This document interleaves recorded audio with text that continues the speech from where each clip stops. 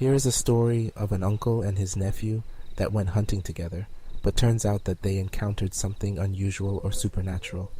I will be explaining the story from the nephew's perspective, as it is supposed to be the scariest.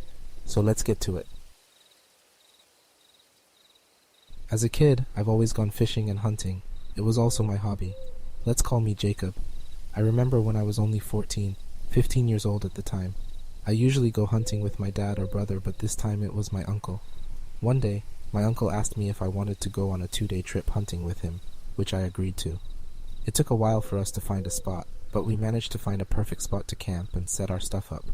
The spot wasn't so far into the woods. It had a trail that leads deeper in the woods, but it was also close to where we parked our car. As I was reloading my rifle, I noticed that there was a very weird-looking tree about 500 yards from where me and my uncle were standing. I thought it was weird because something about that tree just felt off, unlike the other trees around us. I wasn't even sure if my uncle noticed it since he was so busy doing his own thing. It was just us that day, so we were pretty tired from setting up our camp. My uncle made a fire pit to keep us warm, and picked up some pretty big logs to place down near the campfire to sit. I guess you can say this was like our temporary camp for just today.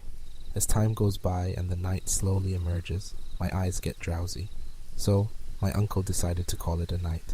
The next morning we packed up our gear and went deeper into the woods, as my uncle said that we were going to his secret spot. The walk was that long as it only took about 10-15 min to get to his spot from where we camp at. As we got to the spot, my uncle was super pumped and ready to set up his tree stand on the same tree whenever he comes here. Once he has set up his tree stand, he came by and helped me to set up mine.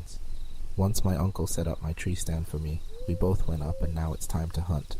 When hunting up in the tree stand, it's always good to be at least 10 yards away from each other in case one of the two people can't reach to shoot. As time went by, there was nothing, just dead clam. We waited and waited until we heard the bushes of the trees above us shaking. We looked up, and a squirrel was still, eating what it looks like to be an acorn. My uncle aimed his rifle at the squirrel before firing a loud shot. The squirrel fell onto the grass a few yards away from us. He told me to go grab it, so I did. But as I went to go look for the squirrel, it was nowhere to be found. My uncle even climbed down and scanned around the whole area we thought we saw the squirrel drop, but there was a trace of it. There were also no bushes or anything that could have hidden it. We looked for about a couple of minutes, but it was nowhere to be found, so we just thought maybe the squirrel wasn't dead, and it ran away, but we didn't see any traces of blood trail, so we gave up and went back to our tree stand. And again. About a few hours later, there was nothing, so we decided to head back to the camp since we were hungry, because we didn't eat anything this morning on the way there. As we got back to the camp, as I went to go grab my water from my bag, I looked towards a rock about a couple of yards away from where me and my uncle was. A dead squirrel was laying flat on it. It had blood dripping out, but the blood looked like it was already frozen, as if the squirrel had already died this morning. I pointed towards it as me and my uncle went close to take a good look at it. The squirrel had a bullet that went through its chest. We looked at each other confused. Was this the same squirrel that we shot earlier? If so, how did it end up here? It was almost like someone put it here. We weren't sure what to do with it, so we just left it there for now. After we got done eating, I took a glance at the weird-looking tree that I saw this yesterday and realized how big it was. Imagine at least 5 big pine trees combined. I asked my uncle if he could see the big tree. My uncle said, "What tree?" as I pointed my finger towards it. He replied, "I think it's just a really big tree." So we went back to hunting as we made our way to the same spot we once were. As I was climbing up to my tree stand while my uncle watched me from below, I sat on my seat and noticed the big tree at the camp was now in front of us, but was pretty far.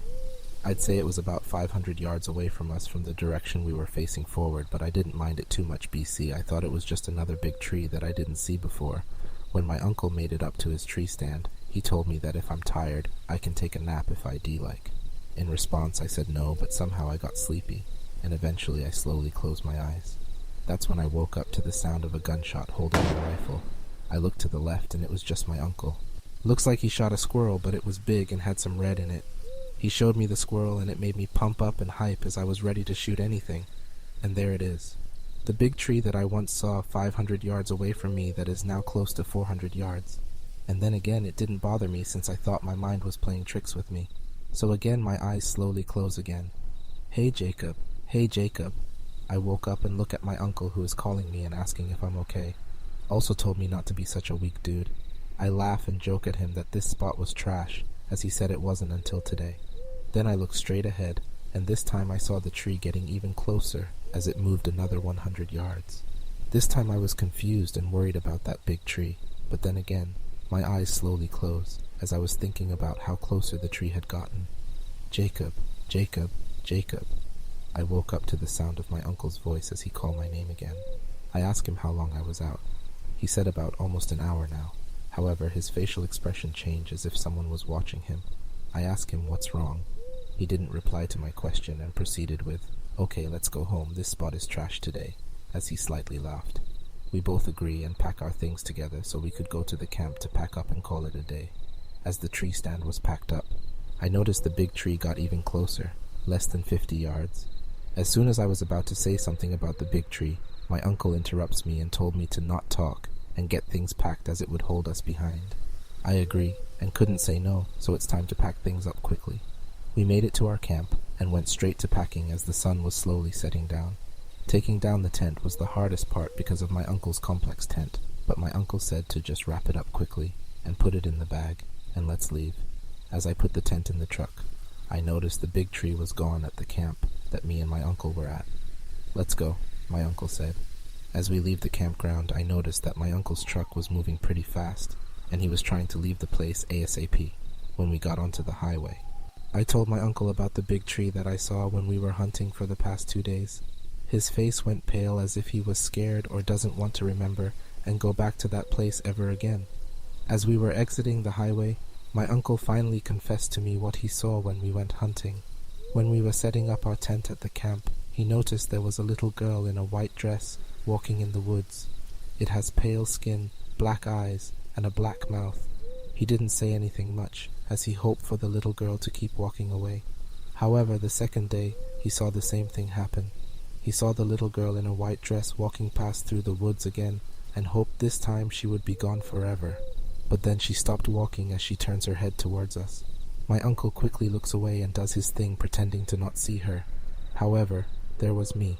I told my uncle, "Did you see that big tree?" as I was pointing at it. My uncle looked up to follow the direction where my hands were pointing, and noticed the little girl smiling with her black eyes opening wide and her mouth as wide as it can go across her whole face.